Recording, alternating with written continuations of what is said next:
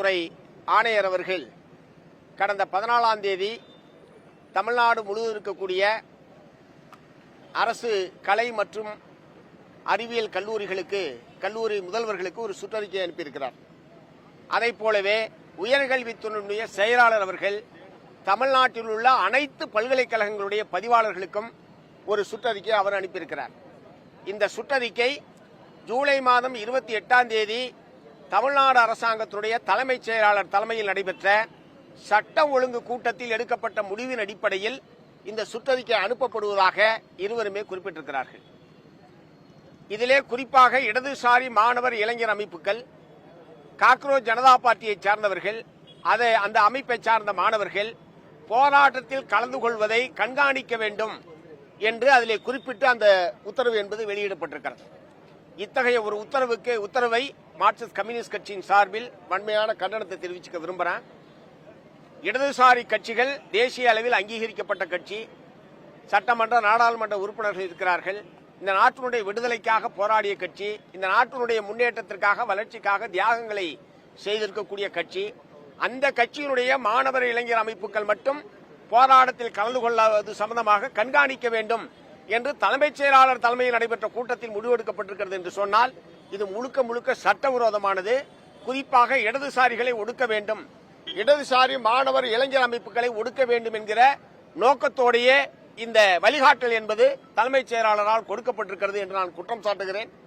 ஆகவே இப்போது தமிழ்நாடு அரசின் தலைமைச் செயலாளராக இருக்கக்கூடிய திரு சாய்குமார் IAS அவர்கள் தலைமைச் செயலாளராக நீடிப்பதற்கு தகுதியற்றவர் என்ற முறையில் உடனடியாக அந்த பொறுப்பிலிருந்து தலைமைச் செயலாளரை நீக்க வேண்டும் என்று மார்க்சிஸ்ட் கம்யூனிஸ்ட் கட்சியின் சார்பில் வற்புறுத்துகிறோம். இந்த கோரிக்கையை வற்புறுத்தி நாளைய தினம் தமிழ்நாடு முழுவதும் மார்க்சிஸ்ட் கம்யூனிஸ்ட் கட்சியின் சார்பில் பல்லாயிரக்கணக்கான மார்க்சிஸ்ட் கம்யூனிஸ்ட் கட்சியுடைய தோழர்கள் கலந்து கொள்ளக்கூடிய கண்டன ஆர்ப்பாட்டம் என்பது நடைபெறும் என்பதை தெரிவித்துக் கொள்கிறேன். இதை போலவே இதே காலத்தில் திண்டுக்கல் மாவட்டம் குஜிலியம்பாறை வட்டாட்சியர், அந்த குஜிலியம்பாறை வட்டத்துக்கு உட்பட்ட இந்திய கம்யூனிஸ்ட் கட்சி, மார்க்சிஸ்ட் கம்யூனிஸ்ட் கட்சியுடைய உறுப்பினர்கள் சம்பந்தமான விவரங்களை எடுக்க வேண்டும் என்கிற ஒரு சுற்றறிக்கையை அனுப்பி அது சம்பந்தமாக நேற்றைக்கு சட்டப்பேரவையில் விவாதம் என்பது நடைபெற்றிருக்கிறது. மாவட்ட ஆட்சியர், திண்டுக்கல் மாவட்ட ஆட்சியர் வெளியிட்டிருக்கிற உத்தரவில் அவர்கள் ஒரு சர்வே, அவர்கள் பயிற்சிக்காக வந்தார். அந்த சம்பந்தப்பட்ட வட்டாட்சியர் ஐயாச்சாமி திண்டுக்கல் மாவட்டத்திற்கு பயிற்சிக்காக வந்தார். பயிற்சி முடிந்துவிட்டது, ஆகவே அவரை நாங்கள் இங்கிருந்து வழி அனுப்புகிறோம் என்று அவர் உத்தரவு போட்டிருக்கிறார். ஆனால் நேற்றைய தினம் சட்டப்பேரவையில் உரையாற்றிய இந்த பிரச்சனைக்கு பதிலளித்த வருவாய்த்துறை அமைச்சர் திரு செங்கோட்டையன் அவர்கள், நாங்கள் சர்வே எடுப்பதற்காக அனுப்பிச்சோம், அந்த சர்வே பணிக்கு மத்தியில் தேவையில்லாமல் இப்படி ஒரு உத்தரவை அவர் போட்டிருக்கிறார், நாங்கள் விசாரித்துக் கொண்டிருக்கிறோம், நடவடிக்கை எடுப்போம் என்கிற முறையில் சொல்லியிருக்காரு. நான் என்ன கேட்க விரும்புறேன், சர்வே எடுக்க அனுப்பிச்சாருன்னா என்ன சர்வே எடுக்க போனாரு? கம்யூனிஸ்டுகள் யாரு எங்கெங்க இருக்காங்க அந்த சர்வே எடுக்கிறதுக்கு தான் தமிழ்நாடு அரசின் சார்பில் அவர் அனுப்பப்பட்டாரா என்கிற கேள்வியை நான் எழுப்ப விரும்புறேன். அதே மாதிரி மாவட்ட ஆட்சித்தலைவர் சொல்வதற்கும் வருவாய்த்துறை அமைச்சர் சட்டமன்றத்தில் சொல்வதற்கும் மிகப்பெரிய முரண்பாடு என்பது இருக்கிறது. அவர் சொல்றாரு பயிற்சிக்காக வந்தாருன்னு, இவர் சொல்றாரு சர்வேக்காக வந்தாருன்னு சொல்லி யார் சொல்றது உண்மை? சட்டப்பேரவையில் உண்மையைத்தான் தெரிவிக்க வேண்டும். சட்டப்பேரவையில் தவறான தகவல்களை தெரிவிப்பதே உரிமை மீறல், சட்டவிரோதமானது. ஆகவே நேற்றைய தினம் வருவாய்த்துறை அமைச்சர் செங்கோட்டையன் அவர்கள் இவ்வாறு தெரிவித்திருப்பதுதான் உண்மையா என்பதை தமிழ்நாடு அரசாங்கம் தெளிவுபடுத்த வேண்டும். எப்படி இருப்பினும் கம்யூனிஸ்டுகளை கணக்கெடுப்பதற்கு வட்டாட்சியருக்கு எந்த விதமான அதிகாரமும் உரிமையும் கிடையாது.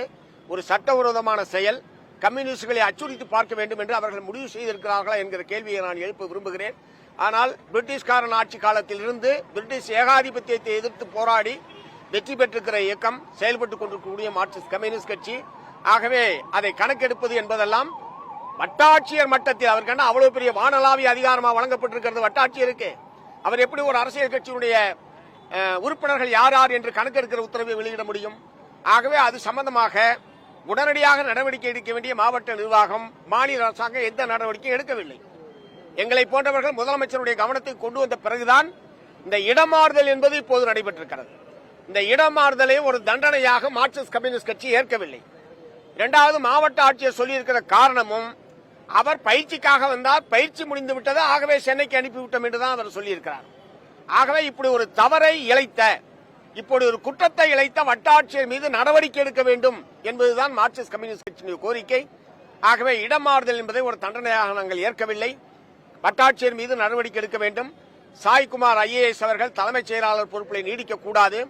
அதே மாதிரி அவருடைய உத்தரவை தொடர்ந்து தமிழ்நாடு அரசாங்கத்திலே பொதுப்பணி செயலாளர், பொதுத்துறை செயலாளர் அவர்கள் அனைத்து பல்கலைக்கழக இந்த உத்தரவை அவர் அனுப்பியிருக்கிறார். உயர்கல்வித்துறை செயலாளர் பல்கலைக்கழகங்களுக்கு இத்தனை உத்தரவை அனுப்பியிருக்கிறார். நேற்றைய தினம் திரும்ப பெற்றிருப்பது என்பது உயர்கல்வித்துறையினுடைய ஆணையர் மட்டும்தான் உத்தரவை திரும்ப பெற்றிருக்காரே தவிர இந்த பொதுத்துறை செயலாளர், உயர்கல்வித்துறை செயலாளர் ஆகியோர் அனுப்பியிருக்கக்கூடிய உத்தரவு என்பது திரும்ப பெறப்படவில்லை. ஆகவே இது சம்பந்தமாக வெளியிட்ட அனைத்து உத்தரவுகளும் சுற்றறிக்கைகளும் திரும்ப பெறப்பட வேண்டும். இதற்கு மூல காரணமாக இருந்த தலைமைச் செயலாளர் உடனடியாக அந்த பணியிலிருந்து நீக்கப்பட வேண்டும் என்ற கோரிக்கையை வற்புறுத்தி நாளைய தினம் தமிழ்நாடு முழுவதும் கண்டன ஆர்ப்பாட்டம் நடைபெறும் என்பதை தெரிவித்துக் கொள்கிறேன். மூன்றாவது, தமிழ்நாடு சட்டப்பேரவையில் அனைத்து சட்டமன்ற உறுப்பினர்களுக்கும் கார் வழங்குவது என்கிற அறிவிப்பை முதலமைச்சர் அவர்கள் வெளியிட்டிருக்கிறார்கள். உண்மையிலேயே புதிய சட்டமன்ற உறுப்பினர்கள் வந்திருக்கிறார்கள். ஏழ்மையான நிலையில் இருக்கக்கூடிய சட்டமன்ற உறுப்பினர்கள் வந்திருக்கிறார்கள். சொந்த கார் இல்லாத சட்டமன்ற உறுப்பினர்கள் இருக்கிறார்கள் என்றால் இருக்கிறார்கள். ஆனா ஏற்கனவே 4 கார், 5 கார், 20 கார், 25 கார் வச்சுட்டு இருக்கிறவங்க எம்எல்ஏ ஆகிருக்கிறாங்க. அவன் காரை எங்க நிறுத்துறதுன்னு தெரியாம அதுக்காகவே பழைய ஏக்கர் நிலத்தை வாங்கி காரை நிறுத்திட்டு இருக்கிறான்.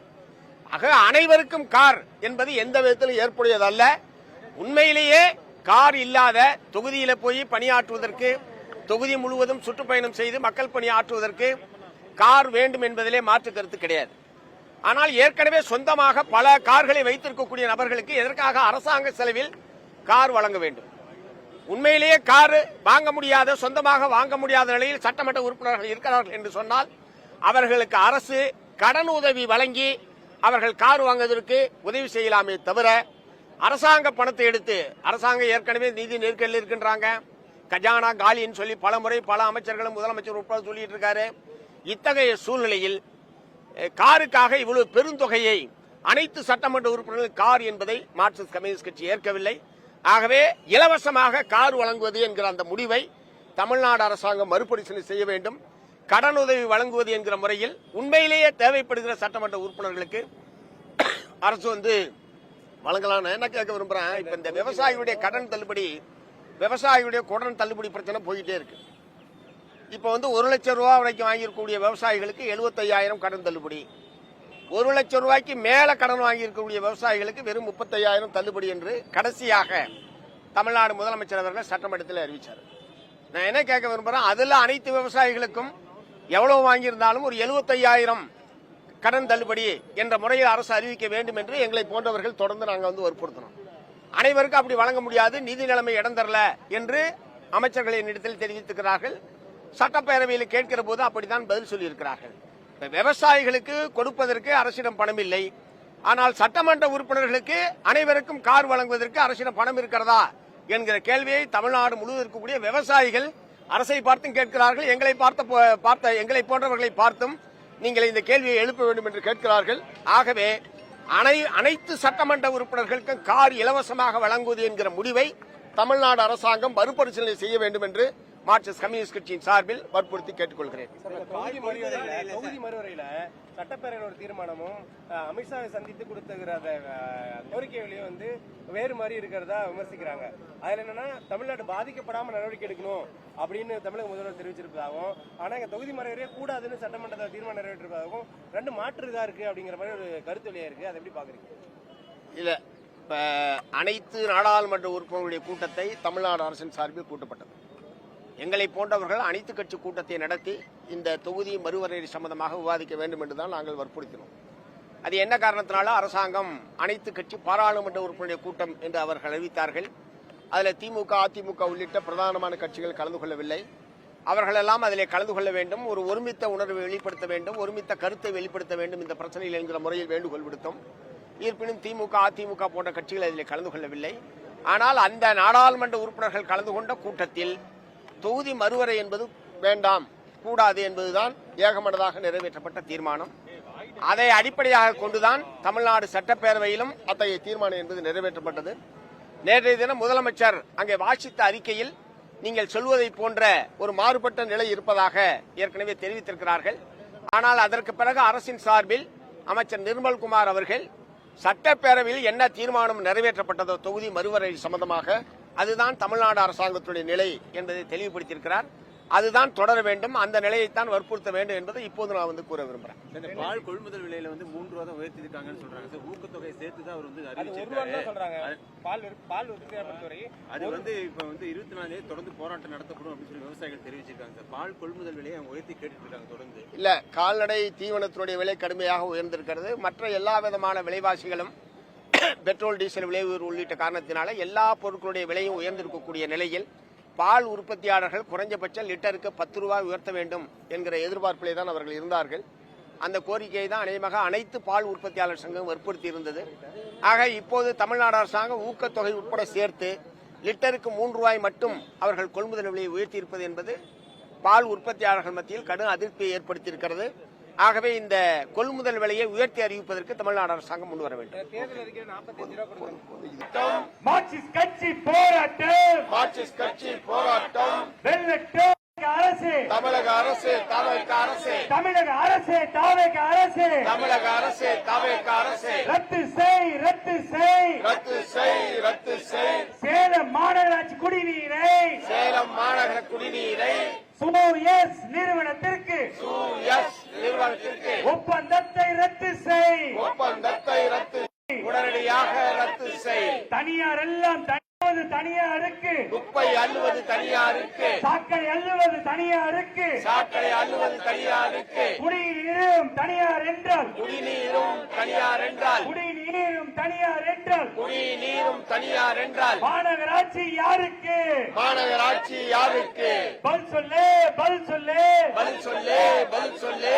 தமிழக அரசு, தாவேக அரசு, தமிழக அரசு அனுமதியோ, அனுமதியோ, அனுமதியோ, அனுமதியோ, சேலம் மாநகர மக்களின், சேலம் மாநகர மக்களின் குடிநீர் தேவையை குடிநீர் அரசு, தமிழக அரசு, தமிழக அரசு ரத்து செய், ரத்து செய், ரத்து செய், ரத்து செய். சேலம் மாநகர மக்களின், சேலம் மாநகர மக்களின் குடிநீர் தேவையை, குடிநீர் தேவையை, குடிநீர் கொடுப்பதற்கு, குடிநீர் கொடுப்பதற்கு ரத்து செய், ஒப்பந்தத்தை ரத்து செய். ஏற்று நடத்து, ஏற்று நடத்து, ஏற்று நடத்து, ஏற்று நடத்து. சேலம் மாநகர மக்களின், சேலம் மாநகர மக்களின்